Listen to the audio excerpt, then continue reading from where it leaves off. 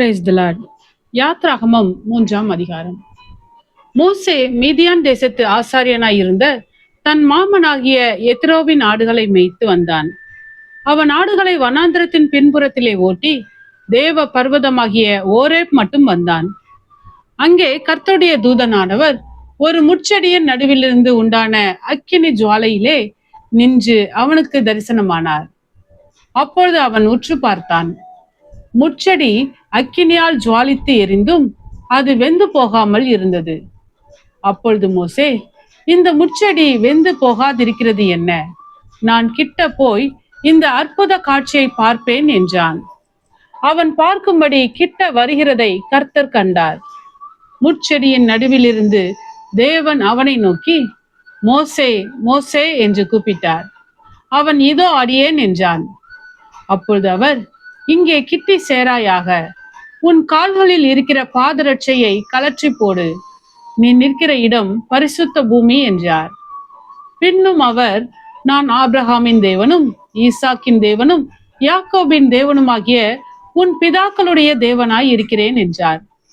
மோசே தேவனை நோக்கி பார்க்க பயந்ததினால் தன் முகத்தை மூடிக்கொண்டான்.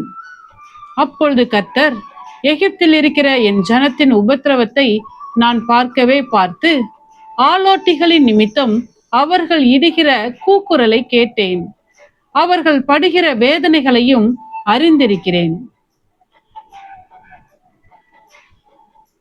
அவர்களை எகிப்தியரின் கைக்கு விடுதலையாக்கவும் அவர்களை அந்த தேசத்திலிருந்து நீக்கி கானானியரும் ஏத்தியரும் எமோரியரும் பெரிஷியரும் ஏவியரும் எபூசியரும் இருக்கிற இடமாகிய பாலும் தேனும் ஓடுகிற நலமும் விசாலமுமான தேசத்தில் கொண்டு போய் சேர்க்கவும் இறங்கினேன். இப்பொழுதும் இஸ்ரவேல் புத்திரரின் கூக்குரல் என் சந்நிதியில் வந்து எட்டினது. எகிப்தியர் அவர்களை ஒடுக்குகிற ஒடுக்குதலையும் கண்டேன்.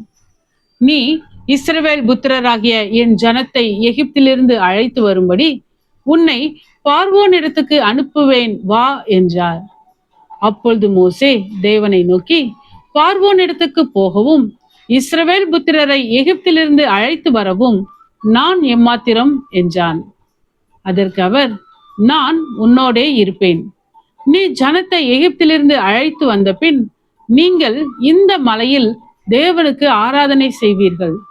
நான் உன்னை அனுப்பினேன் என்பதற்கு இதுவே அடையாளம் என்றார். அப்பொழுது மோசே தேவனை நோக்கி, நான் இஸ்ரவேல் புத்திரரிடத்தில் போய் உங்கள் பிதாக்களுடைய தேவன் உங்களிடத்தில் என்னை அனுப்பினார் என்று அவர்களுக்கு சொல்லும்போது அவருடைய நாமம் என்ன என்று அவர்கள் என்னிடத்தில் கேட்டால் நான் அவர்களுக்கு என்ன சொல்லுவேன் என்றான். அதற்கு தேவன், இருக்கிறவராக இருக்கிறேன் என்று மோசேயுடனே சொல்லி, இருக்கிறேன் என்பவர் என்னை உங்களிடத்துக்கு அனுப்பினார் என்று இஸ்ரவேல் புத்திரரோடே சொல்வாயாக என்றார்.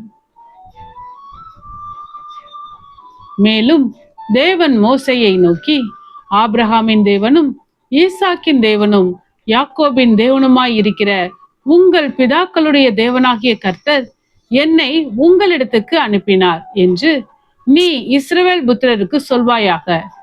என்றைக்கும் இதுவே என் நாமம், தலைமுறை தலைமுறை தோறும் இதுவே என் பேர் பிரஸ்தாபம்.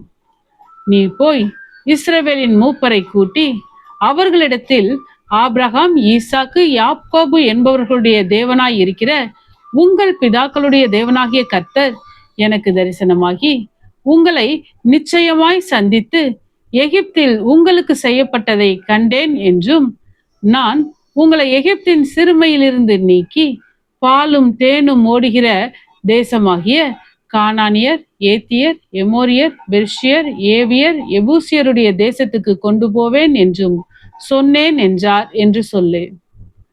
அவர்கள் உன் வாக்குக்கு செவி கொடுப்பார்கள்.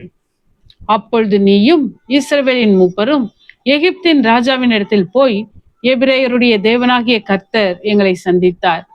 இப்பொழுதும் நாங்கள் வனாந்தரத்தில் 3 நாள் பிரயாணம் போய் எங்கள் தேவனாகிய கர்த்தருக்கு பலியிடும்படி எங்களை போகவிட வேண்டும் என்று சொல்லுங்கள்.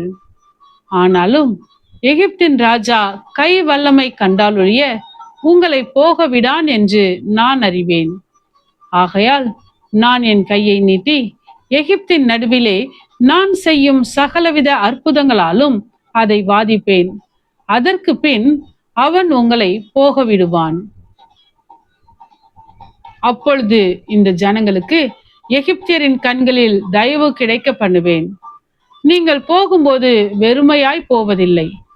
ஒவ்வொரு ஸ்திரீயும் தன் தன் அயலகத்தாளிடத்திலும் தன் தன் வீட்டில் தங்குகிறவளிடத்திலும் வெள்ளியுடைமைகளையும் பொன்னுடைமைகளையும் வஸ்திரங்களையும் கேட்டு வாங்குவாள்.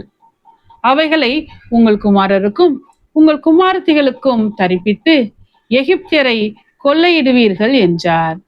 ஆமென். கர்த்தாவே, உம்முடைய வசனம் என் கால்களுக்கு தீபமும் என் பாதைக்கு வெளிச்சமுமாய் இருக்கிறது. இருளான என் வாழ்விலே நீர் தந்த உம்முடைய வேத வசனத்தை தினமும் படித்து வசனத்தின் வெளிச்சத்திலே இடராமல் நடப்பேன். ஆமென்.